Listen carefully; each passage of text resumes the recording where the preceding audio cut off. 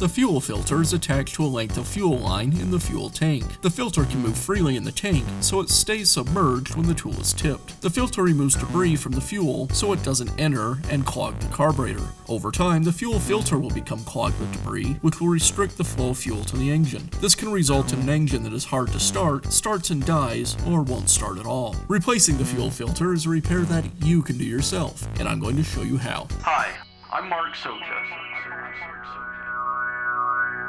Do-it-yourself repairs like these are easier than you might think. From lawn machines to cordless drills, kitchen mixers, Outdoor grills. our how-to videos walk you through each repair from start to finish. So doing it yourself means never having to do it alone. Let's get started. I'll begin by removing the fuel cap assembly from the fuel tank. Now I'll use a piece of wire that I've formed into a hook to remove the fuel line and filter from the tank.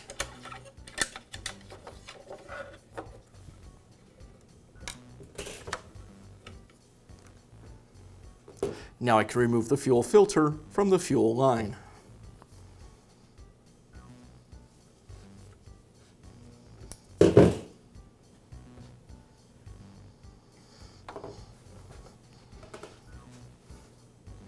And I'll install the new fuel filter.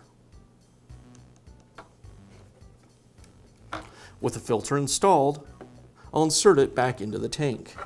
And I want to make sure that I push the filter into the bottom of the tank.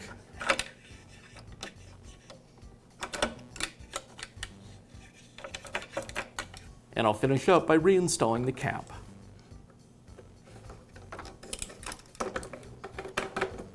And that's all it takes to replace your small engine's fuel filter. Be sure to check back often for new videos and expert advice. If you found this video helpful, give us a thumbs up And leave a comment.